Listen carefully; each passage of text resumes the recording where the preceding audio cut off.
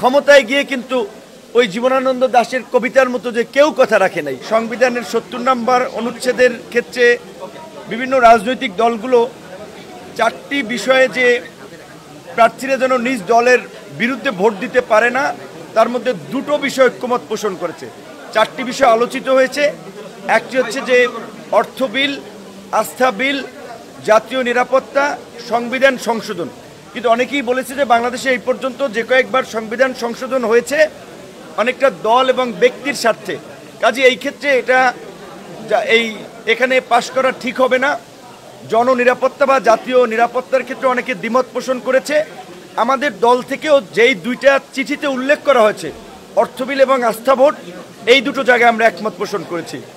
2 নম্বরে জাতীয় সংসদে যে 50টি স্থায়ী কমিটি, সংসদীয় কমিটি থাকে, সেই কমিটিগুলোতে আনুপাতিক হারে 50% বিরোধী দলের প্রতিনিধিত্ব দেওয়ার কথা হয়েছে 4টি গুরুত্বপূর্ণ কমিটি সহ।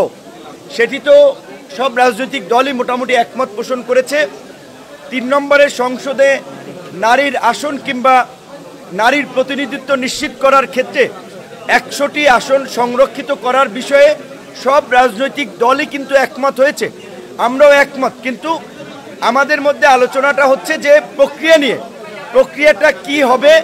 কেউ কেউ বলেছেন যে বর্তমান যে সংবিধান সংস্কার কমিশনের যে প্রস্তাব রয়েছে 100টি আসনের নারীদের জন্য ফিক্স থাকবে, কিন্তু প্রক্রিয়াটা সিলেকশন হবে না, ইলেকশন হবে, অর্থাৎ 100টি আসনে নারীরাই কেবলমাত্র নির্বাচন করবে। সেই ক্ষেত্রে অনেকটা ইউনিয়ন পরিষদ বা ওয়ার্ড পর্যায়ে যে 3টা ওয়ার্ডের বিপরীতে যেমন একজন নারী কাউন্সিলর কিংবা নারী প্রতিনিধি থাকে, ওই একই প্রক্রিয়া জাতীয় সংসদে হতে পারে, কিন্তু এইটা চূড়ান্ত হয়নি। এটা আমাদের জায়গা থেকে একটা জোরালো প্রস্তাব ছিল এবং এনসিপি সহ আরও কিছু কিছু দল আলোচনা তুলেছে, আমরাও কিছুটা কথা বলেছি। আজকে সম্ভবত আমরা যতদূর জানতে পেরেছি জামায়াত ইসলামী আজকের মিটিং প্রতীকীভাবে বোধহয় বয়কট করেছে, কারণ হচ্ছে 2-1টি বিশেষ দলকে প্রাধান্য দেওয়া বা তাদের কেন্দ্রিক সংস্কার বা জাতীয় ঐক্যমতের আলোচনাটাকে নিয়ে যাওয়ার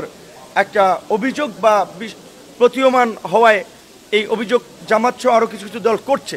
তবে আমরাও বলেছি আজকে আসলে এখানে এই যে রাজনৈতিক দলগুলোই তো সমস্ত জনগণের কিন্তু জনসমর্থন, তারা কিংবা এই গণ আন্দোলনে তাদের বাইরেও কিন্তু অনেকে গুরুত্বপূর্ণ ভূমিকা পালন করেছে। সেক্ষেত্রে পেশাজীবী সংগঠনগুলো, সাংবাদিক, শিক্ষক, চিকিৎসক, তাদেরও কিন্তু একটা গুরুত্বপূর্ণ মতামত নেওয়া দরকার। রাজনৈতিক দলগুলো সবার একেবারে মতামতকে প্রতিফলন করে না, এবং এইখানে যে কোন ক্রাইটেরিয়ায় যে কোন দলকে সিলেক্ট করা হয়েছে এইটাও আমরা জানি না। অনেক ক্ষেত্রে নাম সর্বস্ব দল, অনেক ক্ষেত্রে নিবন্ধিত অনিবন্ধিত, সেইটি নিয়ে একটা প্রশ্ন তুলেছে যে আজকে আমরা যে বলবো যে জাতীয় ঐক্যমত্য কমিশনে এতটি দল এই বিষয়ে একমত পোষণ করেছে, আসলে সেই দলের ক্রাইটেরিয়াটা কি। বিশেষ করে এখানে যে এই যেটা জুলাই সনদ কিংবা জাতীয় সনদ হবে, সেখানে বারবার বলা হচ্ছে যে বিভিন্ন রাজনৈতিক দল সিগনেটরি হবে। পাশাপাশি আমরা মনে করি পেশাজীবী সংগঠনগুলো এবং সমাজের অন্যান্য অংশীদারদেরও সেখানে একটা অংশগ্রহণ থাকা উচিত। এবং সর্বোপরি যেটি আমরা বারবার জোর দিচ্ছি, 90-এ 3 জোটের রূপরেখা হয়েছিল, ভালো ভালো কথা বলছে, লিখে দেন, সবাই মাইনে নেছে। ক্ষমতায় গিয়ে কিন্তু ওই জীবনানন্দ দাশের কবিতার মতো যে কেউ কথা রাখে নাই, সেই জায়গাতে কিন্তু আমরা বারবার গণভোটের মাধ্যমেই এই সংস্কারকে বাস্তবায়ন এবং এর একটা লিগ্যাল বেসিস তৈরি করার জন্য আমরা আহ্বান জানিয়েছি। ধন্যবাদ।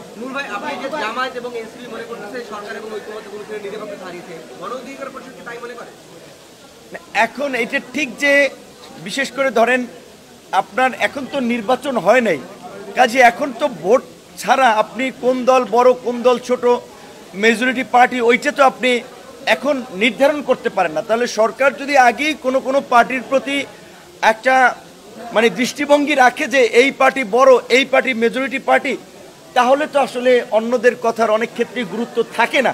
সেই ক্ষেত্রে আমাদের কাছে মনে হয়েছে যে এটা ঠিক যে ঐক্যমত্য কমিশন কিংবা সরকারের ভূমিকা কিছু কিছু ক্ষেত্রে একটু পক্ষপাত দুষ্ট হচ্ছে কিংবা কোনো দলের প্রতি বিশেষ একটা প্রাধান্য দেওয়া হচ্ছে।